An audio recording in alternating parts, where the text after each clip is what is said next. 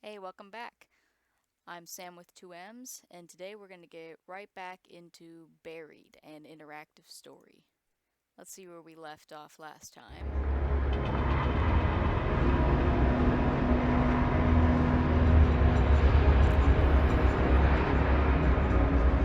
Right, when we last left off, I killed the shit out of Marcus and ditched the shit out of Dennis. So let's see what happens from here. The ride up the elevator is tense. I take a series of deep breaths, doing everything I can to stay in control. Amy has gotten back to her feet, but her head is pressed against the elevator wall as she suppresses a series of sobs. I find myself trying to remember the way those creatures looked, but my mind seems to shudder at the effort. I've seen something that is an impossibility, a mockery of what I know is real. This fills me with a terror that dwarfs anything else I have felt since discovering the facility. I try to focus my mind on something else, and that's when I remember that I've just murdered Marcus. I killed Marcus, I say, the thought feeling like jumping into cold water. Had you ever killed anyone before? Amy asks. No. He was gonna kill me, she says. I'm sure of it. Probably.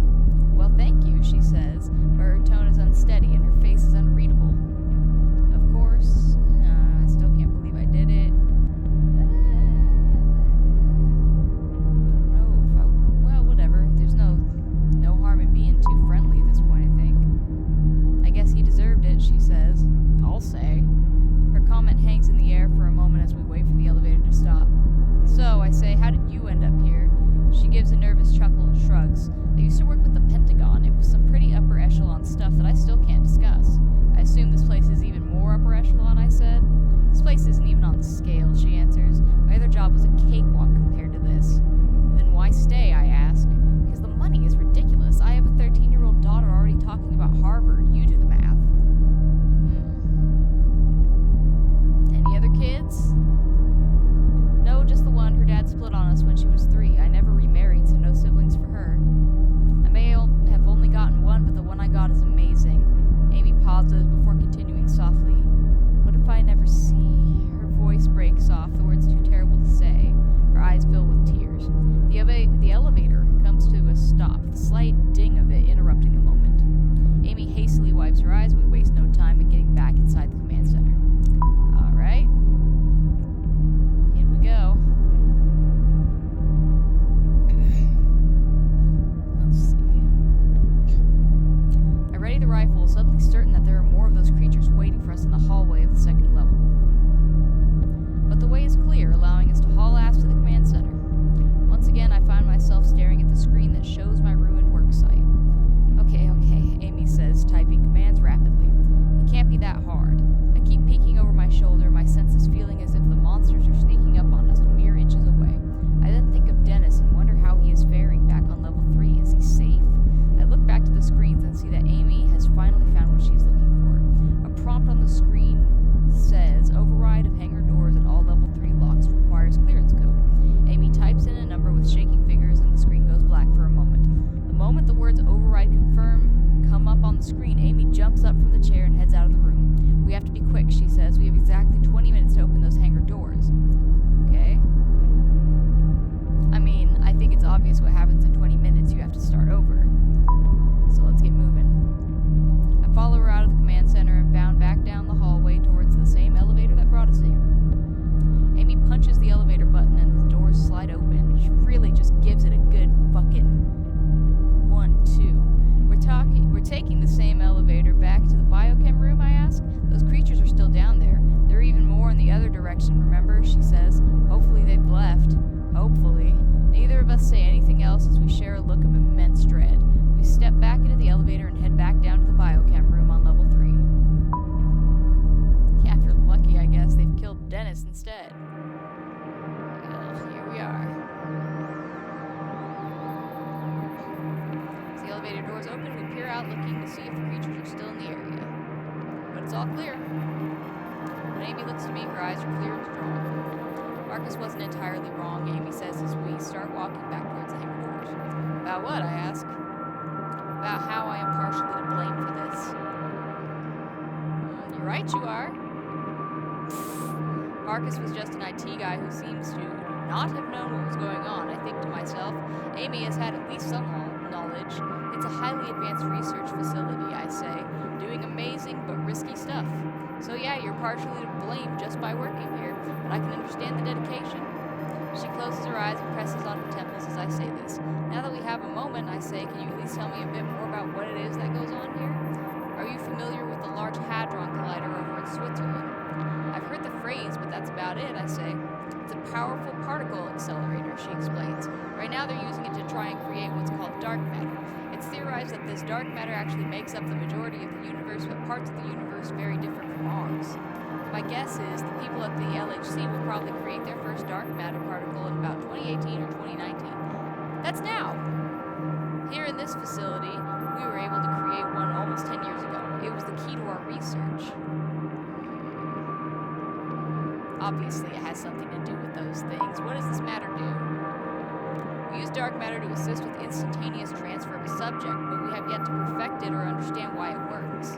So you're saying it lets you gain access to different dimensions, I ask. That's the theory, she says. During the point-to-point transfer, the subjects are gone for about 3 to 6 seconds. There's no way to see or measure their presence, but they exist somewhere. From what we can tell, they exist in a kind of void. Yeah, I want to know that. Have you done this with people? We have sent human subjects through. Almost all of them have returned successfully. I make an involuntary grimace. Almost. There was one man, Dr. Khanna, who didn't return. We don't know where. She trails off, taking a moment to collect herself. Sorry I asked, I say, feeling my mind start to bend inward again. As we continue to walk between the silos, we walk past the area where we left Marcus's body. I barely even glance at his body, still unable to believe that I was responsible for killing him. I also don't want to look at additional damage the monsters caused. A pool of blood and mangled clothes are all I see through the corner of my eye.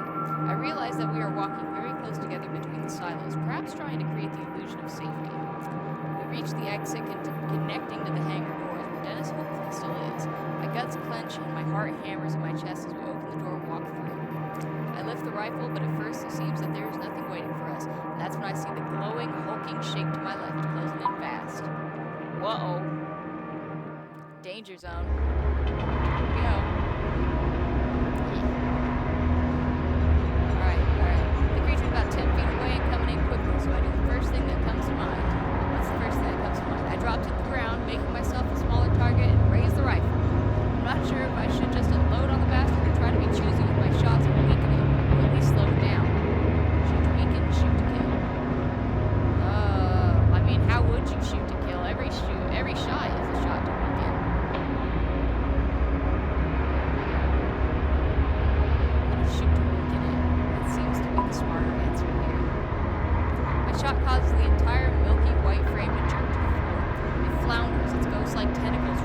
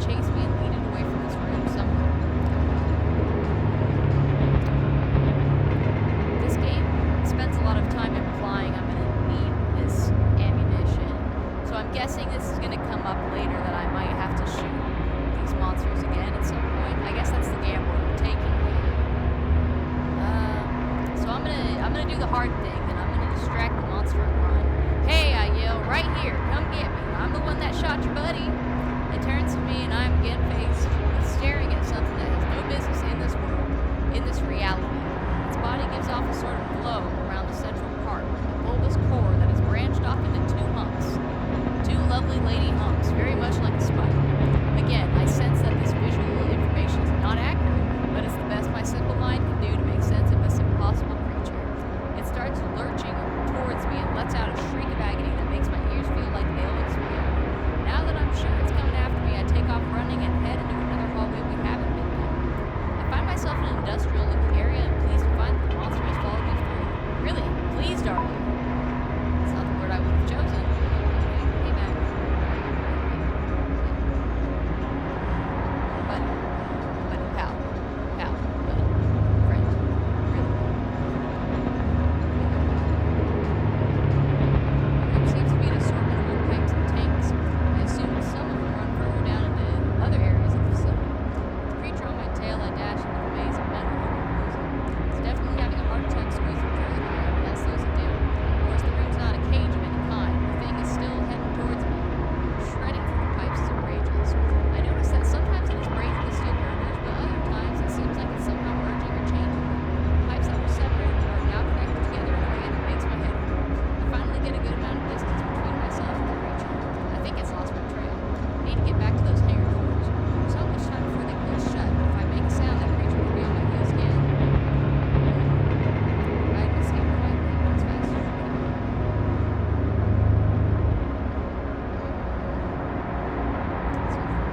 But I think I'm gonna hide and escape quietly. I take care to stay silent, twisting myself through some more pipes and making my way back towards the door I entered. The creature doesn't seem to pick up on this. I see it's going back as I come around. It lets out a stag scream that makes my insides feel chilly, but I don't even look back. I slide quietly through the rusted obstacle doors and tiptoe back to the hangar.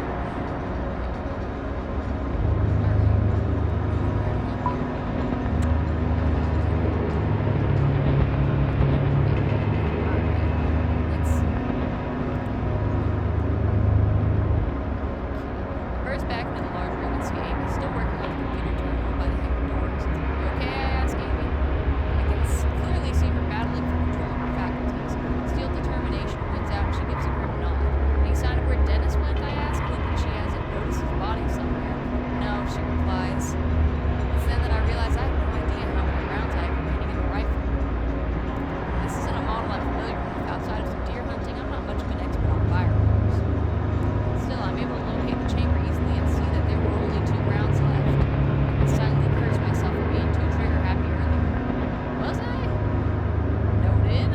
How are we on time? I ask her. 2 minutes. I'm going as fast as I can, she says. Amy does her best to focus on the keyboard, but there's still no sign of Dennis. Before I have time to look around, a screeching sound erupts from the other end of the room. Oh. Bring the rifle up in a shooter's stance and turn around. The hangar door's right behind me, no sign of Dennis, and closing window of time, I have to be confident. Yet when 2 monsters come around the corner, my body wants to shut down.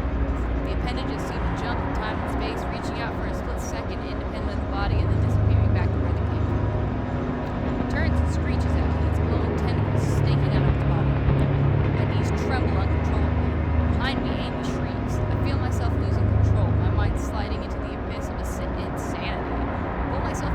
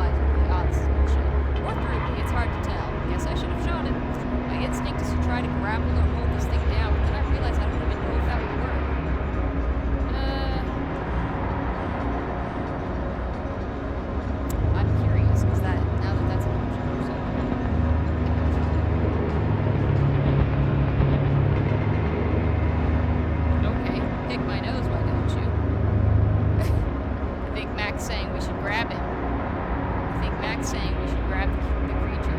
Let's do it. Let's do what Mac says. I try to grapple with the creature, but it feels very different from my struggle with Marcus earlier. Yeah, I imagine. It's not easily grabbed. My fingers slide through parts of it, some parts like a ghost, others like a jellyfish. Touching it burns my hands, but only slightly. When I realize I can't grip it, I quickly spring away and turn to face it. With a scream of defiance, I raise the rifle and put a round in its core.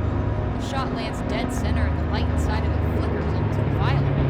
It falls back against the wall, issuing a hiss of its telltale static noise. It then jerks away and retreats, at least for now. Oh, there goes one of my bullets. Another terror appears as if out of nowhere, screaming at me with its high-pitched whine. It bounds forward, charging in a strange, spastic way. I aim the rifle, intending to take this one in the core too, but not. I take several shots, but it's still coming at me. How do you take several shots? We only had 2 bullets. As it slams into me, I pull the trigger again and realize that my rifle is now empty. Yeah, that's more like it. On contact, the wind is knocked out of my lungs and the back of my head strikes the floor. But neither of these things is as alarming as the fact that the beast is on top of me. Its exterior is like a seashell that has been pounded by the surf for so long that it has lost all edges and ridges. But the grip it tries to capture me with is pure violence. I feel those light-soaked appendages start to wrap around me. I raise the rifle, knowing it is empty, but hoping to use it as a wedge to push the thing off of me. The weight of the monster is erratic. One moment I feel weightless, another I feel like I'm going to be crushed. I push upwards with the rifle. The monster budges a bit, but almost seems to absorb me, warping into its grip. I see the core of its body, a spider-like shape connected to the rest of it by thin white streaks of tissue. I'll be dead within seconds unless I can fend it off or get help. Punch it! Punch him good! I haven't done enough punching. I do my best to give one last heave to push it off, and my hands melt through. I curse myself for wasting so many bullets earlier. 2 of its appendages wrap around my left shoulder, and I feel a white hot pain fill my body. The tentacles burn, and I realize that some are actually going through my shoulder like a kid pulling apart the stitches of a doll. But then I see the creature extend its tentacles in aggravation, making that static, screeching sound. The creature flickers, releasing me suddenly. With a shudder and a cry of desperation, I roll away from it and see that a large hole has appeared in its luminous core. The creature disappears into thin air and reappears a few feet from me, retreating back towards the biochem. Amy looks over at me from her terminal at the hangar doors, looking petrified. Dennis stands several feet away, holding a shotgun. He walks slowly towards us and is clearly just as scared and out of sorts as we are. "You okay, boss?" he asks, but his eyes aren't on me. They're looking to the creature, trying to understand exactly what he has just seen. About 15 minutes ago, I heard the door to that maintenance room unlocked, Dennis says, pointing to the room I just tried to bust my way into earlier. "Ah," Amy says, "when I did the override up in the command center and unlocked all the small doors down here, including the maintenance room. I went inside there and hid," Dennis continues, "and while I was waiting for you to come back, I found a massive trunk. There were a few guns in it, so I grabbed this one," he says, patting his shotgun. "Well, I'm glad you're safe, Dennis." "Thanks, boss," he says. "Me too." "Great, now, how is that door coming along?" I ask Amy. She makes a few final key presses and says, "Done." The doors open with the noise of hydraulics and a push of air. Dennis, Amy, and I climb up and head through the doors, moving on nothing more than dread. I see her look longingly at the maintenance room Dennis took the shotgun from. "You get into the hangar," Dennis says. "I'll get some more firepower." Satisfied with the plan, Amy heads to the door. We scramble inside, finally inside the hangar. Dennis approaches from behind, with several guns and looking like a kid who grabbed an armful of ball from the cage. Now, Amy reaches out for a 9mm with one hand. Dennis turns to me and holds out a shotgun and a handgun for me to choose. Both look deadly. The shotgun looks more powerful, but the handgun will probably be more precise. It seems like precision matters with these guys, so I'm going to go ahead and take the handgun this time. Oh, you took the handgun. Okay, that mattered. I select the handgun, and I'm comforted by the way it seems to fit perfectly in my shaky grip. There are more creatures coming, as many as a dozen. They are floating down the hall quickly, their tentacles slithering. The way their light seems to mingle together is almost beautiful. Close the door, I yell at Amy. She dashes to another terminal mounted on the inside of the hangar doors and tries desperately to close it. "It's not working," she says with tears in her eyes. "This terminal is disabled." Dennis looks through the open doors, readying himself to shoot the first monster that nears us. "Should we try to slow a few down or just run for it?" he asks, his gun at the ready. I'd say let's run for it. Fuck 'em. Let's go. "Good idea," says Amy. With that, we turn around and sprint out onto the hangar floor.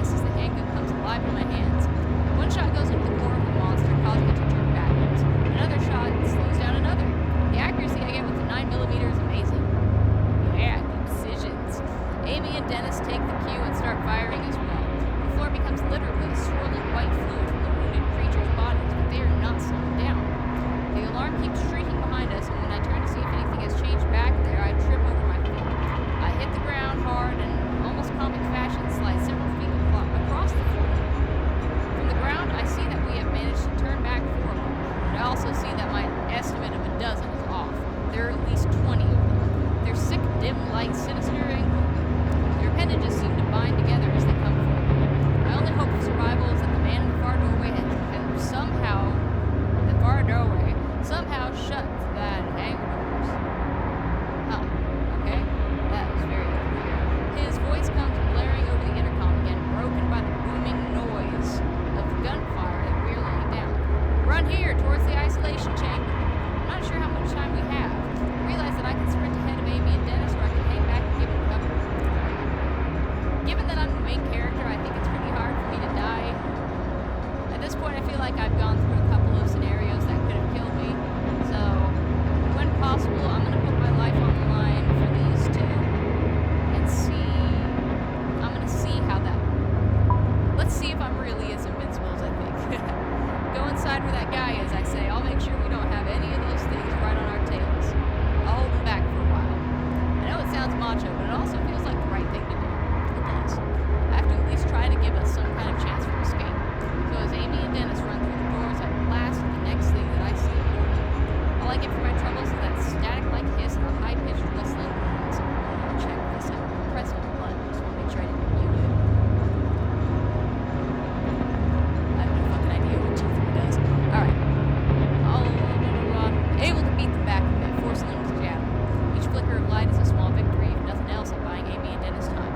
When I'm certain there is nothing more I can do, I turn and run. I hustle, quickly catching up to Amy and Dennis, who stop and turn to provide me with cover fire. There, Amy says, pointing to the small door where the man was standing earlier. The swarm is less than 15 feet away now, so furious that they are pushing through one another to get to us. I raise the handgun and fire, taking my time to aim. I hit one in the spider-like part of its body. Fire again, this time taking one in the core. I place 2 more rounds into this creature, eventually causing it to move backwards. We are in the middle of the hangar floor now, with the isolation chamber ahead and the monsters behind. Beside me, Dennis also fires. The kick of the gun jolts him, probably a result of him being weakened from the blood loss. Oh, that's right, he's got a shotgun. Man, with his wounds, too, that's gotta be rough. His shot lands true, though, causing a jerking stumble and a flickering of its light. We're almost in, Amy yells as we get close to the door. We hope will save us. I'm still gonna tell them to go first. Get inside, I tell Amy and Dennis, motioning for them to get moving with my gun. I open the door and give Dennis a push towards him.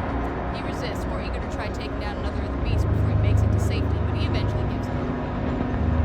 I wait a beat to make sure Amy is inside too. I fire off a few rounds on the creatures that are still headed for us, hoping to slow them down. When Amy and Dennis clear the door, I nearly dash inside, but then I feel something hot seep into my back. Roger, Dennis yelled. The pain in my back is so immense that I barely notice the fact that I am being lifted from the floor. I look down and see that one of the creatures is using its flowing arms to grab me by my waist, its tentacles wrapping around me. It lifts me into the air as if presenting me as a trophy to its friends. I try to focus, attempting to angle my arm in a way that will allow me to aim the handgun and place a bullet in its body. But it is shaking me violently, and its body parts are appearing and disappearing in a way that makes no sense, another oddity of its structure. I can literally do nothing more than hang there like a rag doll, hoping to be saved. As it continues to hoist me up, screeching its approval, Dennis comes back out of the room and fires off a shot. The bullet catches the monster on the other side of its core, sending it backwards and causing it to freeze for a moment. It releases me and I hit the ground, dropping my gun, and again find myself unable to breathe. I feel slightly dizzy, but that fades when I see Dennis is still standing outside of the door. He's firing into the beast like a madman and doesn't see the one to his left coming in along the edge of the room.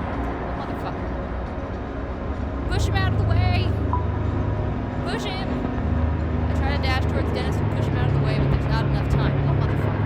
The creature jerks out of existence and then reappears right behind him. By the time Dennis turns and sees the creature coming, it has already drawn several of its appendages back to strike. Do you mind? Why do all these pets want my attention as soon as I get busy? Stop. Okay. By the time Dennis turns and sees the creature coming, it has already drawn several of its appendages back to strike. Dennis tries to raise his gun, but it's knocked away by one of the tentacles. The second tentacle strikes, and Dennis is spun around and thrown off balance by the attack. Dennis catches himself before falling. The third tentacle wraps around Dennis's forearm, and I can see it squeeze, tightening instantly. The tip of the appendage passes clean through his hand, its blood-soaked tip poking out through his palm. Dennis's face grimaces with pain as he tries to wrench his arm free, but the creature's tentacle has his hand speared like a nail through wood. In a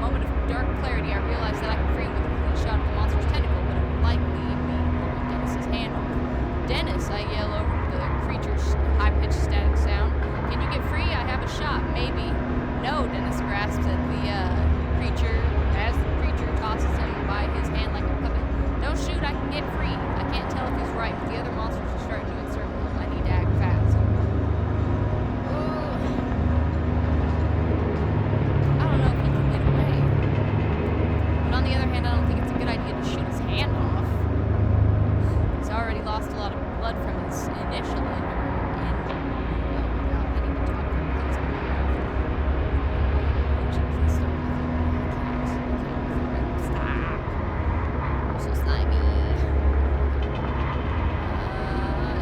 Dennis's hand too. They don't even make it like, oh, I might shoot his hand off. No, you definitely gonna shoot his hand off.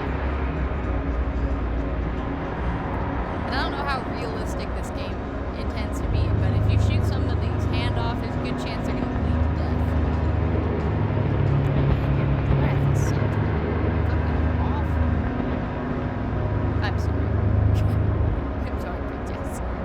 That was me crying on live television.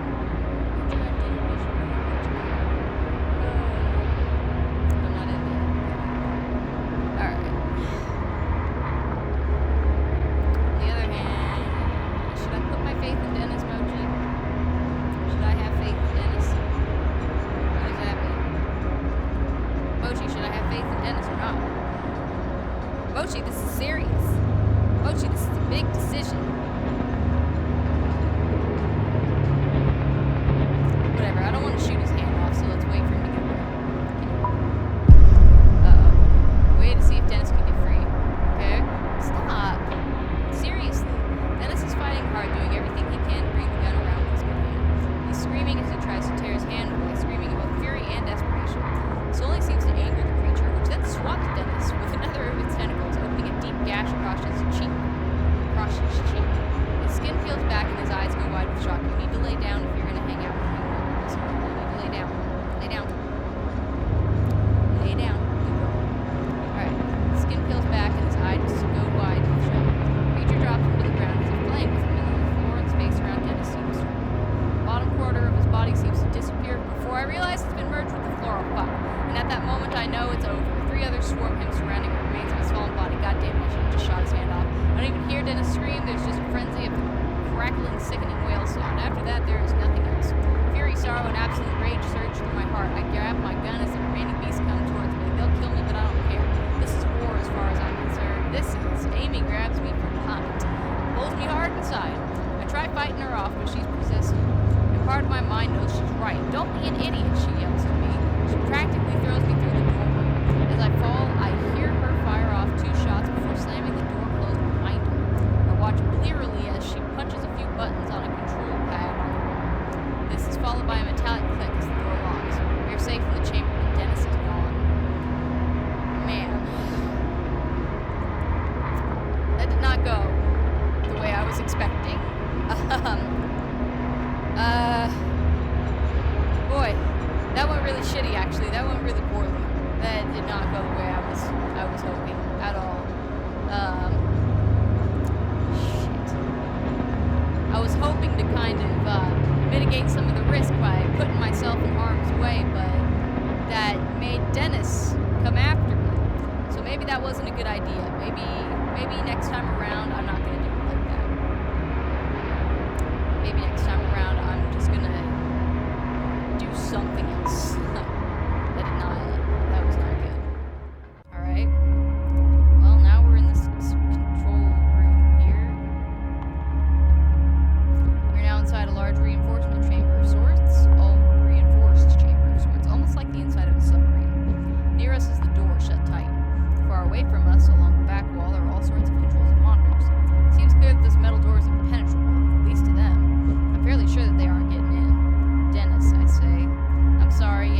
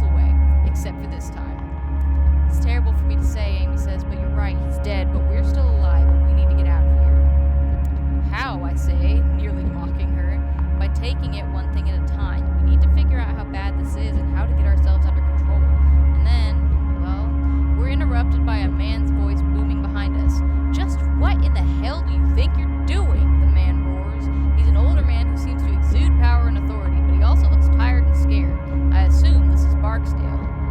He walks over to us from the back recess of the chamber. We didn't have a choice, Amy responds. We had to. Did you override the locks on the hangar doors? Barksdale demands. Yes, I did, but we had to. Do you have any idea what you could have done? Amy doesn't answer right away. She is furious, but she's also scared and visibly exhausted. Yeah, who is this? Who's this motherfucker? I addressed my question to Amy, preferring to get my info from her rather than whoever this is. The man doesn't break eye contact with Amy. Colonel Barksdale, he runs the place, she says, annoyed. Look, Barksdale, she says, you can berate me and lecture me all you want when this mess is over. But right now I have a wounded civilian here, and as you can see, several entities trying to get into this room. So if you could actually do something instead of sitting on your throne and yelling at me, that would be great. I'm impressed by her guts and wonder if there's some sort of beef between the two of them. Surely working in a place like this could cause some stress and tension between people. As we wait, I notice a small peephole in the door. I go to it and look out to the things. They're still looking for a way in, but finding no success. I wonder if they can sense or somehow see me through the door. Yeah, flipping the bird. Fuck you, you bitch. Can't help myself. I hold up my middle finger to one and smile defiantly. I get a blast of high-pitched sound in response. You'll be reprimanded for speaking to me in such a way, Barksdale says to Amy. Reprimand me all you want. I'd like to survive this first. Cover your ears, Barksdale shouts, walking away towards the far end of the room. Stay put until you hear back from me. Thank you, Amy says with fire in her voice. She then turns to me and says, better do what the man says. Alright, cover your ears. I'll find out why in a sec. I clap my hand over my ears just in time to protect my hearing from a deafening blast. I can still feel my blood rushing out and wonder if this is what Dennis felt like at the beginning of his end. Before the sorrow of losing Dennis can consume me, something slaps against the wall of the room with tremendous force. I assume this is just another one of the monsters slithering along the wall, but when I turn back towards the door, I hear something surprising. More bursts of a loud, explosive noise start ringing out. Looking through the peephole again, I see the core of one of the beasts explode. It vanishes in a puff of smoke and clear liquid. Looking to my left, I see Barksdale in a shooting stance at the far side of the room. He's firing through a small slit in the wall. He's using some high-powered weapon, the likes of which I've never seen. I see a slight movement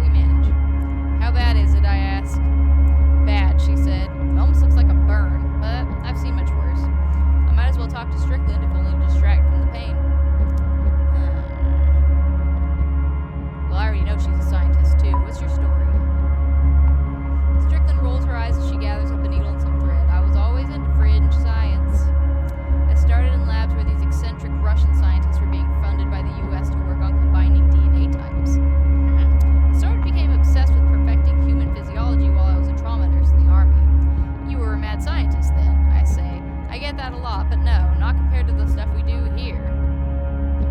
What kind of stuff? I do want to know. It's complicated. Comar masses, quantum gravity, crunching things down into their Schwarzschild radiuses, fun stuff. Yeah, a mad scientist, I say, trying to keep myself calm with dry humor. There are lots of small labs working on the same stuff, she argues. They just don't have our funding. When you guys ran in here, she says, I was horrified. Those barrels outside, I'm not sure if you saw them. Well, if you'd shot them, it could have been bad. Why, I ask. The gray ones are filled with an experimental fuel that is highly flammable. The yellow ones contain liquid nitrogen. What, I ask, just laying around? Well, this area is the safest in the building, the most secure. Well, it used to be anyway. And take this, she says, handing me 4 pills, painkillers. They won't work immediately, but they'll dull the worst of what you're feeling. Are these the best idea, I ask? Won't they make me dizzy or out of sorts or something? All I get in response is an annoyed and determined look. Okay, the fact that it's giving me an option makes me think that this is definitely an important decision. Which makes me think that there's going to be a situation in which I don't want to be what's the word I'm looking for? Impaired. The fact that it's asking me makes me think that I probably shouldn't take them. I'm not going to take them. Yeah, okay, so really I say I don't want to get lightheaded in case we have to move fast. I can handle it. Your call, Strickland says as she starts working on me. She slathers the wound with some sort of liquid that stinks like crazy, and I gasp. I'm gonna grin and bear it. If I've got the option, ready to stab me yet? Strickland asks. I'm fine, I hiss. I wince as she dabs at my eye, swollen from where Marcus kicked me. That bitch. I grit my teeth in pain and try to catch my breath. The anticipation is the worst part. I'm relieved to find that it doesn't hurt as much as I feared. It's no picnic for sure, but compared to the fire-like pain in my wound, it's bearable. So you and Barksdale are the only survivors, Amy asks. It seems that way. Those that didn't disappear into thin air were killed by those things, Strickland says, nodding to the secured door. I don't really... Why would you need to know how many were killed? Not that I've seen, Strickland says. If anyone else did make it, they're trapped out there with those things. I'm glad to see you. Where were you when it happened? Amy asks. I was in the micro lab on level 2, Strickland replies. Park and O'Brien were in there with me, and they just disappeared, I guess. It looked like they were being stretched, distorted, and then there was a ball of white light, and they were gone. The ball of light just annihilated everything it touched. Would it leave a perfectly round hole, I ask? A light bulb turning on in my head. We saw some of those at the logging site. Well, it's probably the same phenomenon, Strickland replies. Amy looks like a child afraid to ask an adult for something. Finally, she asks, where did they go? We don't know, Strickland says. It could be an infinite number of different dimensions, or even some dimensions that merge and mix together. It could also be a place that exists between dimensions. Barksdale calls it the void. Yeah, I'd call it dead. No, she says, we keep tabs on the heart rate, blood pressure, and breathing of all of the rats and human test subjects. Wherever they go for that time, they are still very much alive. Oh, that's not comforting. I wince through the rest of Strickland's stitching, feeling the tug of my skin, but thankfully no more flowing blood. Finally, Strickland says, you're good to go. I slide my shirt back on, aware of the thick pad of gauze that Strickland applied to my shoulder. So have you and Barksdale been able to contain all those creatures, Amy asks? Strickland appears shocked, clearly not at the reaction Amy was expecting. Contain? Are you nuts? Do you not know what's happening? Amy's eyes widen in fearful confusion. What do you mean, what's happening, other than the initial experiment failure? The anomalies are becoming more numerous and further from the source, Strickland says. The casual humor in her voice is now gone. Further from the source? Come on, we know what the anomalies are. You don't need to ask that. From the location of the original experiment, she says. The experiment caused the first doorway to open, but it set off a chain reaction. They're gaining momentum along geodesics, okay, emanating from the facility. I'm gonna have to Google that later. It's these pockets of exotic matter and negative energy that are letting those things in. What the hell does that mean, I ask? It means, Amy chimes in, that those doorways and monsters are starting to appear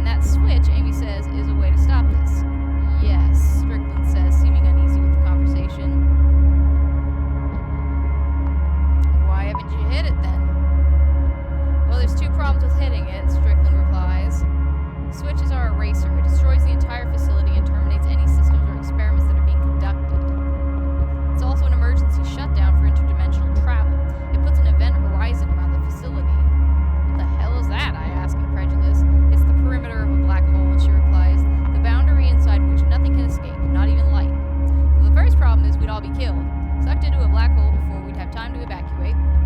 Second reason, Strickland whispers, suddenly quiet, is that Barksdale won't allow it. What a bitch. What? Amy gasps. Why not? He wants to allow those things to flood the surface? Thousands, millions will die. Strickland puts her hand up, silencing Amy. They both peer over to the far side of the room where Barksdale has his back turned. I know. He says he doesn't care. He says he'll be happy to be rid of the oversight so he can continue his work. The oversight? Amy almost screams, regaining control over her voice when Strickland gives her another look of warning. You mean our government? I ask. He's aware that this could disrupt, even topple our government, and he doesn't care. Strickland sighs. Barksdale is, well, he's off the range right now. He's gone rogue and he's armed. This comment makes me look towards the handgun I brought in with me. I'm surprised he didn't disarm us. I'd nearly forgotten it in the last few moments. While Barksdale has his back turned, I'd taken it in my hands and slid it behind me. Just in time, too, as Barksdale walks over from the back of the room to our side of the chamber. He gives Strickland a suspicious look before speaking to her. Is the civilian going to survive? He asks. Look, do you mind? This is my video, not yours. This is not your video. Okay? Yes, he's stitched up and good to go, Strickland replies. It's great news, Barksdale says. I'm sitting right here, I say sarcastically. You can actually speak to me, you know. Amy, it's quite nice to see that you have survived, he says. Were there any others? The aloof way this asshole is still talking to us is getting under my skin. A guy named Marcus that works on the first level, from IT, Amy says. That's all I know for sure. Marcus Pabscott, Barksdale says. Where is he? I killed him. Yeah! You admitted to killing Marcus. Yeah, I killed him. He put us in an impossible situation, I say. I was forced to kill him. Barksdale raises one of his eyebrows and lets out a smile. Yes, we're often forced to do unspeakable things for survival. Tell me, have you ever killed before? No, I answer, but he lost his mind. He was violent. Careful, Barksdale says with something like dark humor in his voice. Just admitted to killing a federal employee. Barksdale seems to think about something and then looks directly at me. You're with the logging crew, aren't you? Remind me, how did you get in here again? We fell through a hole. All right, we lost our primary power source when the experiment failed, Barksdale said. The experimental failure created those exotic matter pockets, that hole you fell into. And if there were enough of them, it may have opened a way into our facility. Depending on the power sources that were damaged, Barksdale continued, could have also shut down the locking systems before backups kicked in. Everything is starting to make sense now. From the very start, it had seemed peculiar that we'd been so easily able to walk into a place like this.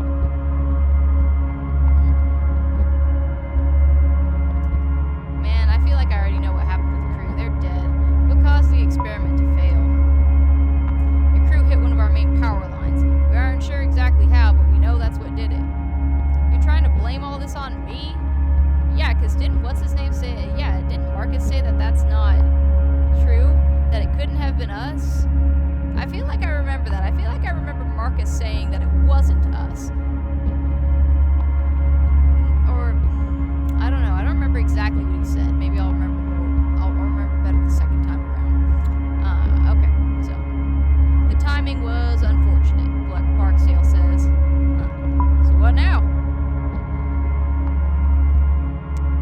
Now it's time to continue our work, Barksdale says calmly, turning away to the instruments on the near wall. I'm gonna keep quiet. Don't let him know what you think. This guy sounds like a complete lunatic, but he's a lunatic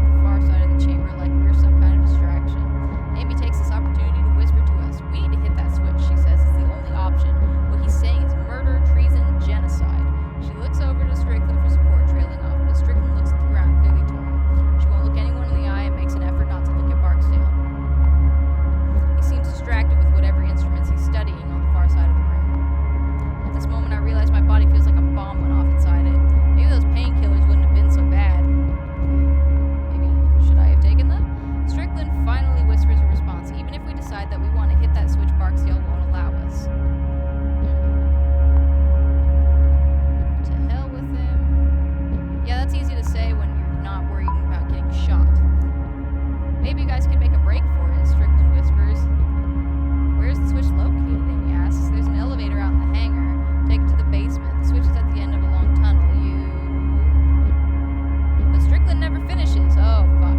Two things happen at once as she speaks, her mouth stopping mid-sentence. First, a loud booming noise rings out, and then the top of her head seems to explode. Amy screams out in surprise, and I jump back in shock as Strickland's body collapses beside me. Behind her fallen body, Barksdale is holding his experimental rifle, and now he's pointing it at us. Oh, buddy. Fuck. I feel like that was gonna happen no matter what, though. Yikes. Yeah, we're gonna have to kill this dude, too, for fucking sure. I'm taking the first opportunity I get. This dude's fucking dead. I wonder if Barksdale's even crazier than Marcus. Easily. He just shot a woman that had worked for him to keep her quiet. Surely you won't have an issue with killing me. Now, Barksdale yells, no more whispering, no more secrets. You two will stay in here. And get away from that door. If anyone whispers one more thing, I'll blow your heads off. My mind is racing to figure out a way to get through the secured door and into the hangar. Beyond that, of course, there was the fail-safe switch.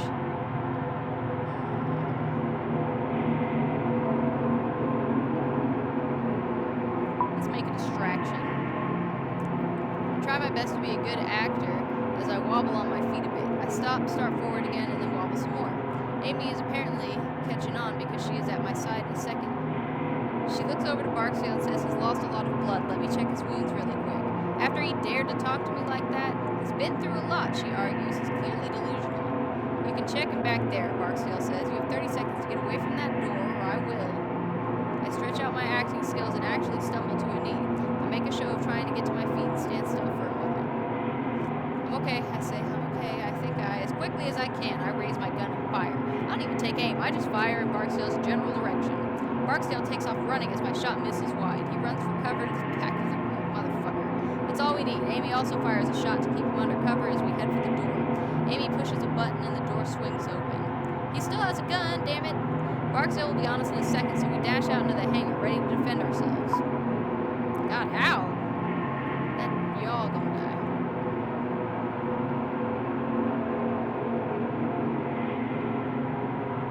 Amy and I run as fast as we can through the rows of barrels. Barksdale comes charging out of the chamber almost immediately.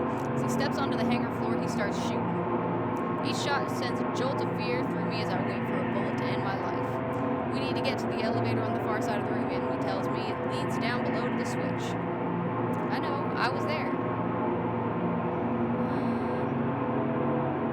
God, I don't know.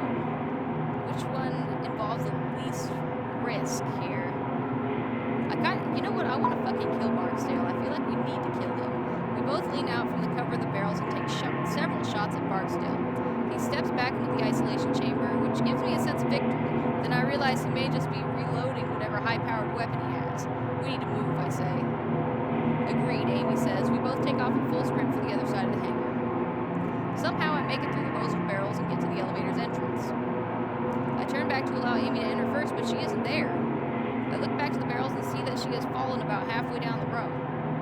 She doesn't appear to be hurt, but she's paralyzed with fear, sitting motionlessly as Barksdale peppers the area with gunfire. Man. Run back and give her cover. Cover that bitch. I start to step out into the open to head back for Amy. Barksdale's gunfire pins me back into the elevator entrance with a loud bang. Apparently, he's reloaded that weapon of his. As the sparks fly inches from my face, I realize that I have to help her from here. I then remember the contents of the barrels. One color has highly flammable fuel, the other contains liquid nitrogen.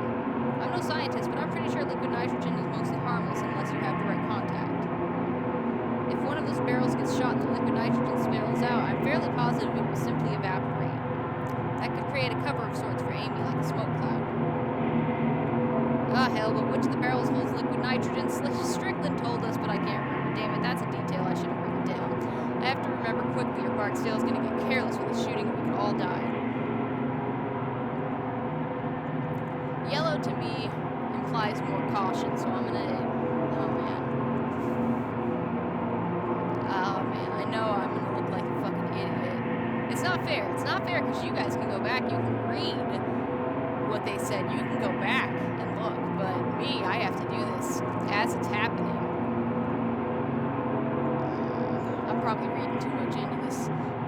gray to me is not as much of a danger. Sound, color.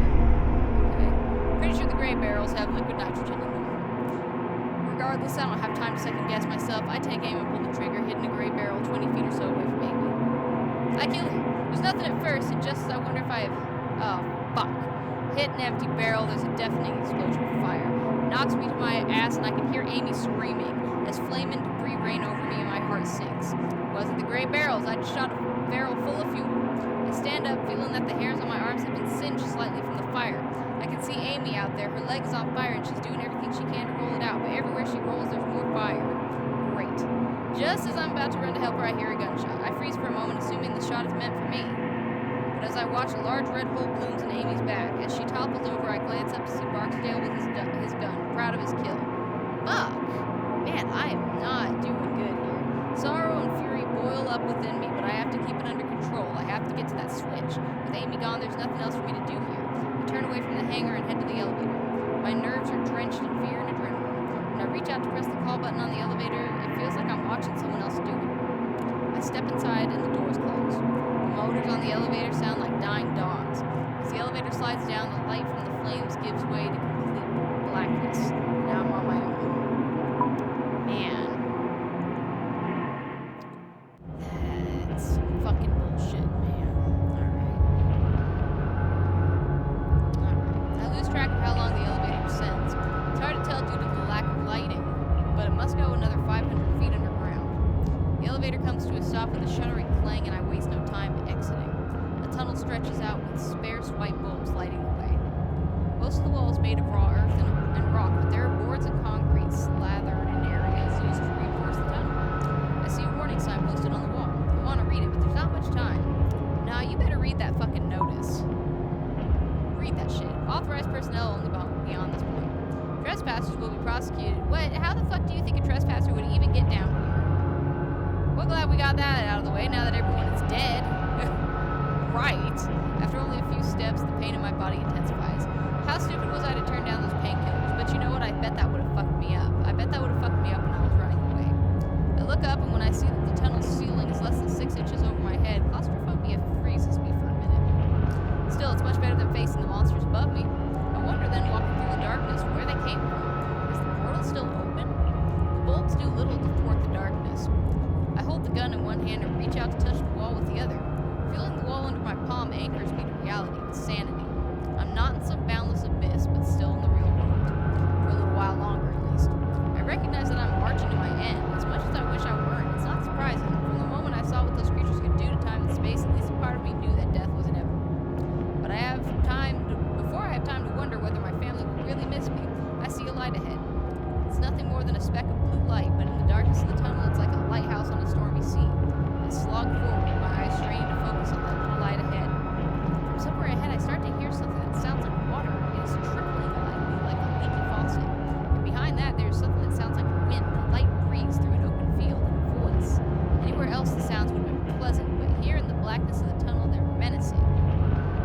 Keep quiet, fucker.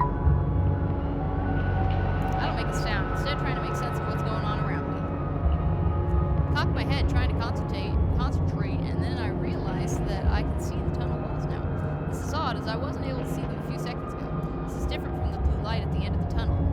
It's then that I see the slate shimmering in the air. It looks like a foggy mirror steamed over after a shower. And it's moving, dancing in the air like some abstract firefly. It's not menacing like the creatures, so that threat is null. It's peaceful, serene. I watch as this shimmer branches out and becomes 2, then 3, then 4. They snake out in different directions, tracing the tunnel walls. Are these shimmers the doors to another dimension that Strickland was talking about? Suddenly, I'm surrounded by light above and below me and realize there's no avoiding it. The question is, how am I going through? Let's go in feet first. Oh man, I don't know. I definitely don't want to crush my head if we're going to hit anything, so I'm going to go feet first. Definitely don't want to break your head if you're going to hit. Unable to resist, I step forward to where the tunnel wall should be. When I do, those shimmering lights branch out even more before connecting in one perfect circular form. They're hypnotizing, so much so that I don't realize that the tunnel walls are vanishing. I feel something like wind and a brief electrical pulse pass through me as the lights take me. There is then a very gentle pushing sensation, and I somehow know that I am being expelled. I've passed through something. Maybe the lights, maybe the tunnel walls,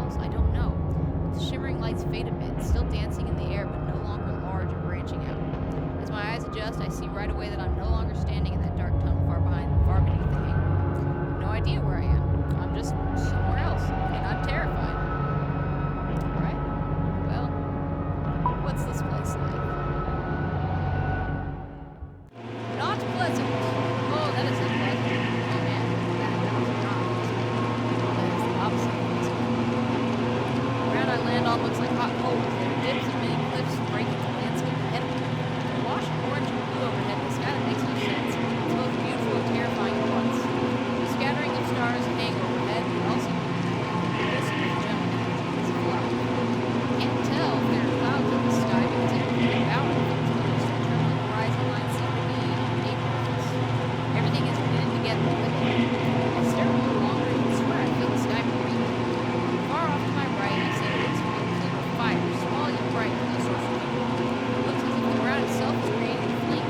Several more of these flames dot the landscape further out. The air is thick and muggy. Then I realize something more. I don't know if what I'm breathing here resembles air at all. In a place like this, one of impossible beauty, but also very stark horror, my mind doesn't know what to do. A wave of nausea comes over me and I think I might be sick. I'm not sure if it would be better to fight it or give in. The white light that brought me here is nowhere to be found. Is anyone else even here? Is there any way to escape? Well, let's look around. Attention to any monsters. Could it be? God, words to me. I continue to look out at this nightmarish landscape and see whether it is like audience.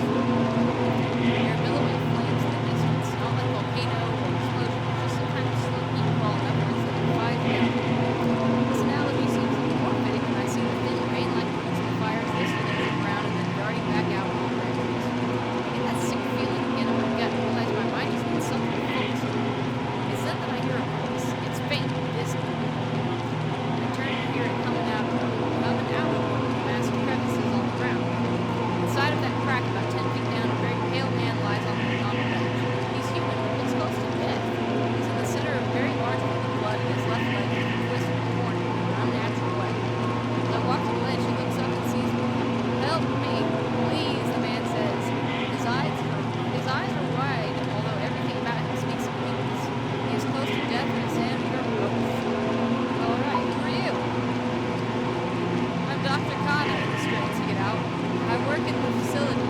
Please help." I want to know more, but it seems cruel to steal what looked like his last breath just to answer the question. "I'd love to," I respond, "but I don't know where the hell I am or how to get back home." "Light," he says. "It's a doorway. It might take you back to the facility." "Light? Where to go?" "They come and go. He'll be back. Now please, help me. I desperately want to help. There's no way I can reach him. His ledge is too far away above the pools of fire." "I don't think I can get to you," I say. "No, that's not what I mean," he replies. His eyes are on the handgun, and I almost forget I'm still there. I realize what he wants, and I shake my head. "I can't," I say. "I can't do that." "Please," he pleads. "Those things, they have the others that came here with me. I got dropped along the way. They'll be back. They'll be back and they'll kill me." "That," he says, again indicating the gun. "Quicker. Less painful." "I can't," I repeat. "Please, look at my damn leg. I'm dead anyway." I am about to refuse him again when I hear an all too familiar static sound out from another crevice behind me. I hear another of those shrill noises, and then watch as one of the monsters materializes up out of the neighboring crevice. Two more come out after it, then a third, then 5, then 10. Soon I lose count as there is just a few turns into the flood, and I suddenly understand the man's reason. All over me a roast. Really, now you just understand that? I check the gun and see that I have only one round. I can use it on this guy, but I may need it for myself later. Beside me, the man pleads again. "My God," he says. I wait for him to see his voice. "Please." Okay, we're gonna shoot him because, yeah. Oh man. I struggle to imagine a scenario in which this dude comes out in a better situation. I definitely don't think that. I mean, I know what I would want in this situation. I would prefer to be shot. I'd rather get killed than tortured in any scenario. So I'm just gonna go with that. I'm gonna go with my gut. That was my first reaction. So, oh boy. Coming back.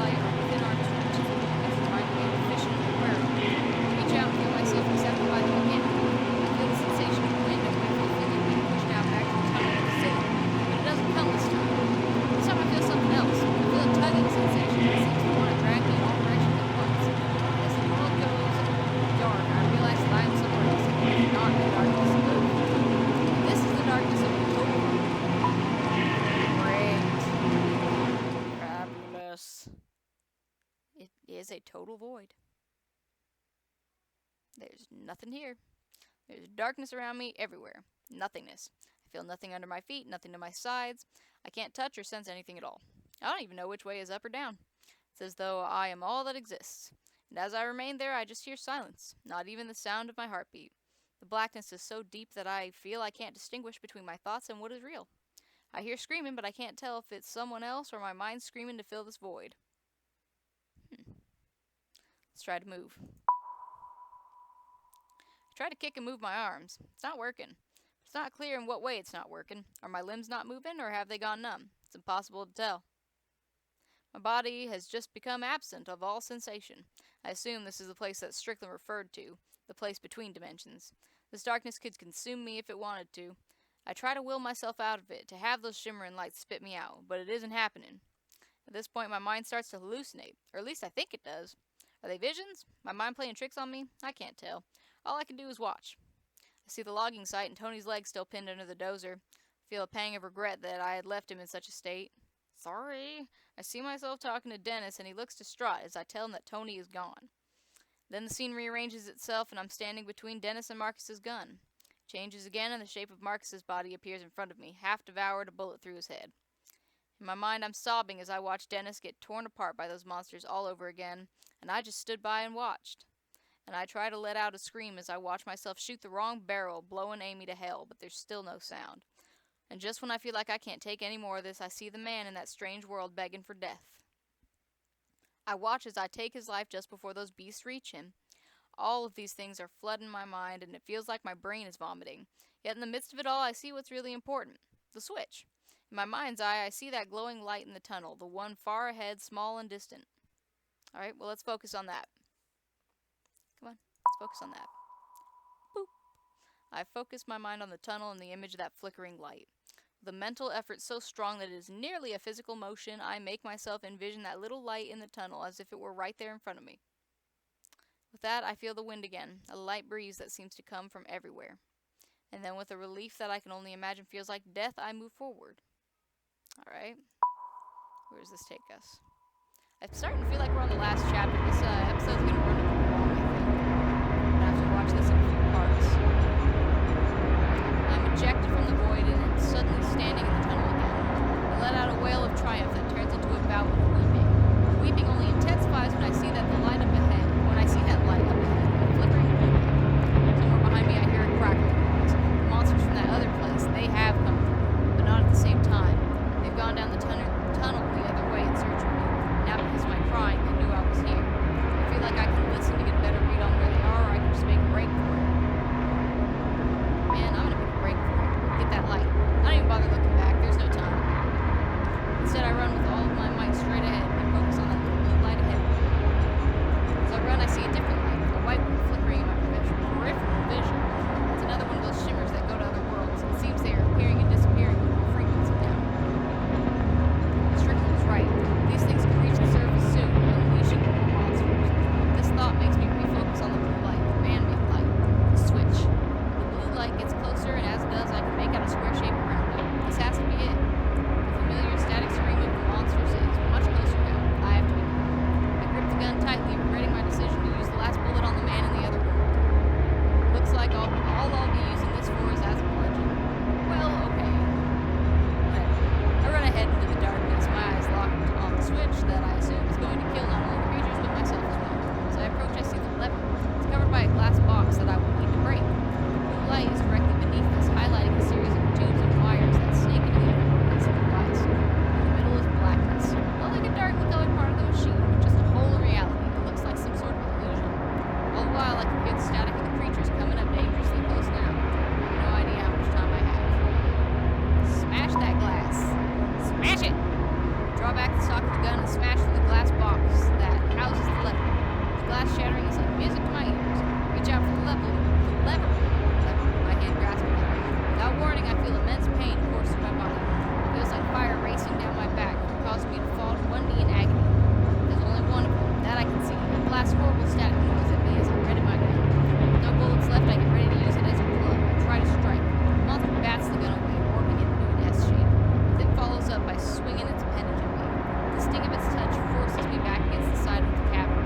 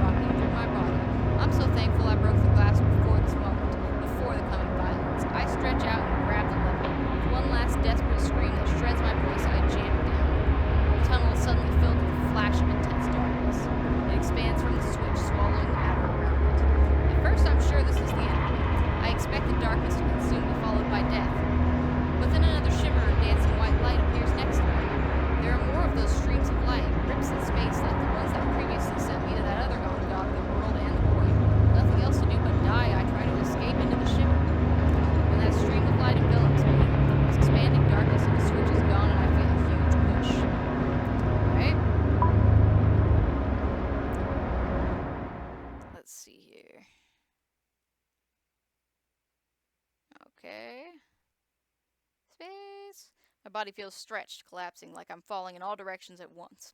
The world goes white, and then there are the pinpoints of stars everywhere. One of them breezes directly by my right, and I see something that looks like a spiral galaxy distorted in its folds. To my right, I see an endless stretch of stars and gas clouds forming some galactic architecture. But beyond the immeasurable beauty, I notice something. I'm seeing the same star patterns over and over. They're repeating like reflections in an endless mirror.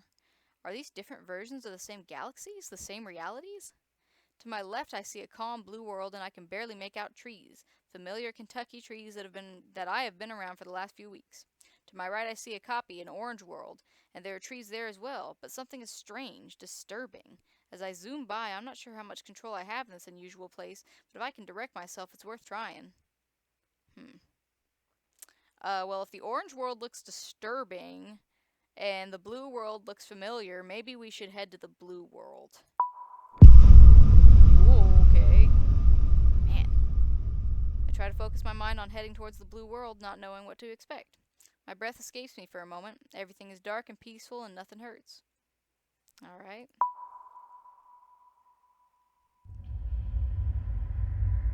Oh, are we back at the logging site?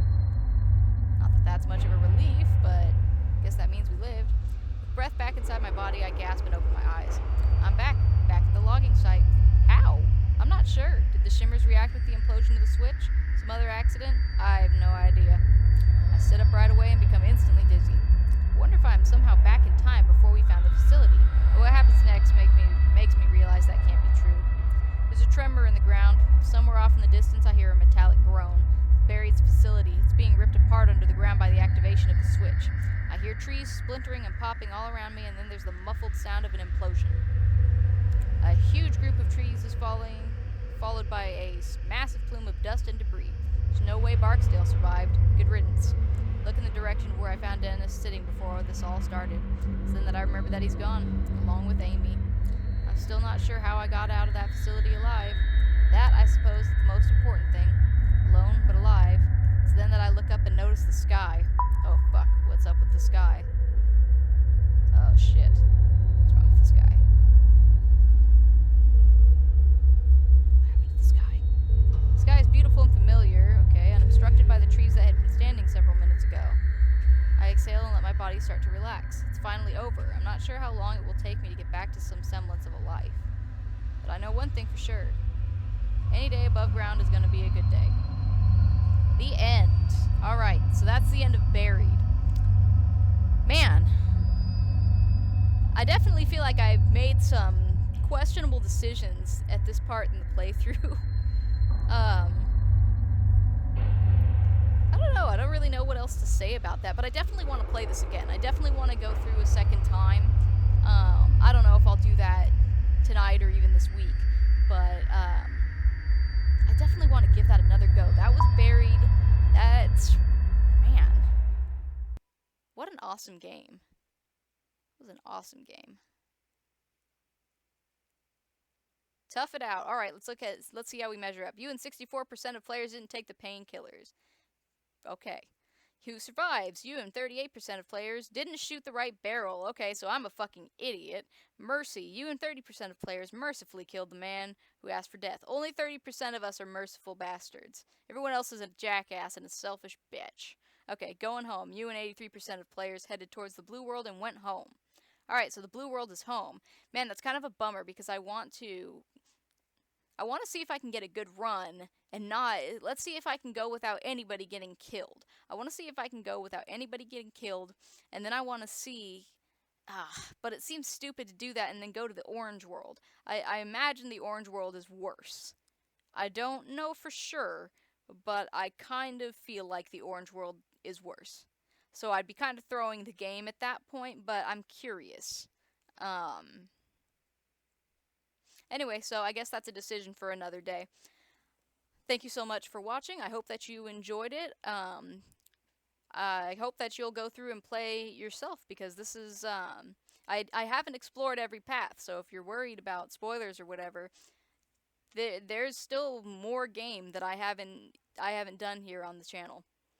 I might do it again. I'm probably gonna do it again in the future. But alright. I guess that's it. Thank you guys so much for watching. Have a great evening. Bye.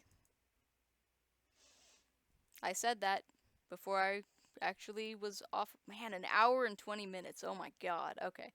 Alright. Yeah, it's time to get off. Bye.